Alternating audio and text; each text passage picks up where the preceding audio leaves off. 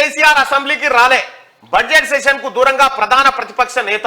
సరే, ఇక్కడ మనం ఒకటి మాట్లాడుకోవాల్సి, బడ్జెట్ గురించి మాట్లాడుకున్నాం, కట్టుపోదాం.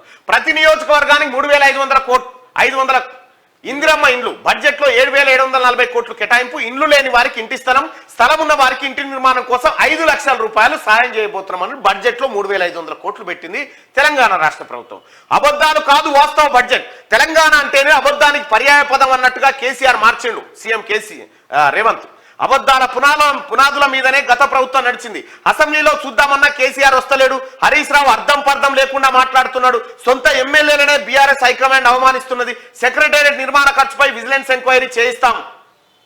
తెలంగాణ అంటేనే అబద్ధమని, అబద్ధానికి పర్యాయ పదం అన్నట్టుగా కేసీఆర్ మార్చేశారని సీఎం రేవంత్ రెడ్డి అన్నారు. అబద్ధాల పునాదుల మీద గత ప్రభుత్వం తెలంగాణ నడిపింది. 10 ఏళ్లలోనూ బడ్జెట్ అంచనాల్లో వాస్తవికత ఏమిటో కేసీఆర్ తెలుసుకోలేకపోయిందని విమర్శించారు. శనివారం అసెంబ్లీలోని తన ఛాంబర్లో సీఎం రేవంత్ రెడ్డి మీడియాతో చిట్చాట్ చేసి అందులో పాల్గొన్నాడు. కేసీఆర్కి ఏమీ లేదు, ఈ పూట గట్టికాలే మందిని మోసం చేయాలి, ఈ లెక్కలు తప్ప ఇంకేం తెలియదు. ఇక ఇదే బడ్జెట్ పైన మీరు మీ ఒపీనియన్ పోల్లో పాల్గొనండి. ఏ ప్రభుత్వం ప్రవేశపెట్టిన బడ్జెట్ నిజమైన బడ్జెట్ గా కనిపిస్తా ఉంది? వాస్తవ బడ్జెట్ ఏది?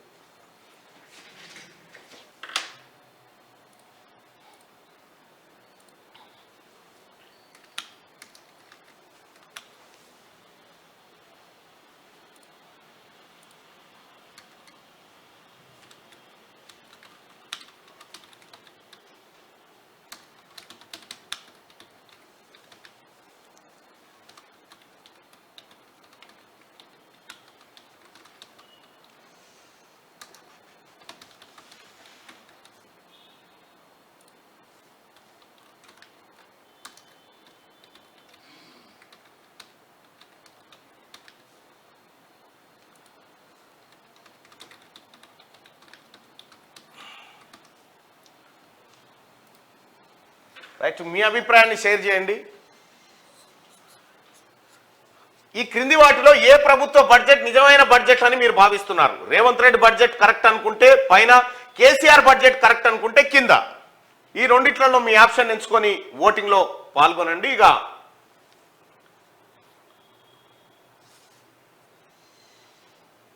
300 ఓట్లు, 400 ఓట్లు, 500 ఓట్లు. దయచేసి మీరు ఓటింగ్లో పాల్గొనండి. ఎందుకంటే బడ్జెట్ అనేది రాష్ట్ర ఆర్థిక స్థితిగతిని, రాష్ట్రం ఎటువైపు పోతా ఉంది అనేటువంటి తెలుసుకోవాల్సినటువంటి లెక్క పక్కా తెలుసుకోవాలి. మీరు దయచేసి ఆ ఓటింగ్లో పాల్గొనండి.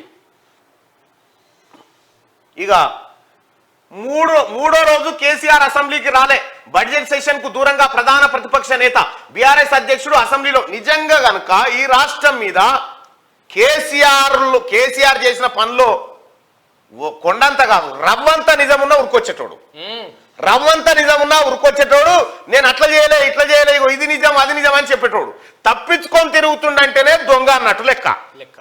బీఆర్ఎస్ అధ్యక్షుడు అసెంబ్లీలో ప్రధాన ప్రతిపక్ష నేత కేసీఆర్ 3వ రోజు సభకు రాలేదు. బడ్జెట్ సెషన్ కు ఆయన దూరంగా ఉన్నారు. గురువారం అసెంబ్లీ కౌన్సిల్ జాయింట్ సెషన్ ను ఉద్దేశించి గవర్నర్ తమిళసై ప్రసంగించారు.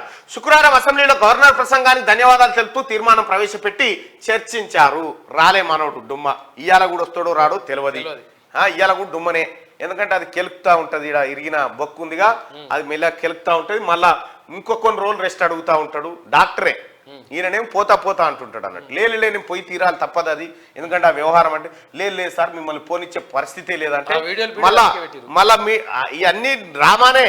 ఈ కుటుంబమే పెద్ద డ్రామా కంపెనీ. సురభి నాట్య మండలిగా కల్వకుంట్ల నాట్య మండలి తయారైపోయింది. ముఖ్యమంత్రి ఉన్నప్పుడు వీడియోలు పెట్టిండా? ఎన్నడు వీడియోలు పెట్టలే. హాస్పిటల్ పడితే పెట్టిండా?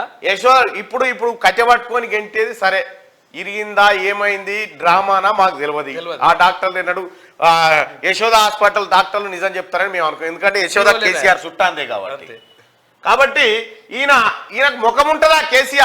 కేసీఆర్ అసెంబ్లీకి వచ్చి ప్రతిపక్ష నాయకుడి హోదాలో కూర్చుంటే అక్కడ ముఖ్యమంత్రి గారు తెలంగాణ రాష్ట్ర మంత్రివర్గం అడిగే ప్రశ్నలకు ఈయన ఏం సమాధానం చెప్తాడో ఒక్కసారి ముఖం చూడాలని ఉంది. నాకైతే ముఖం చూడాలని ఉంది.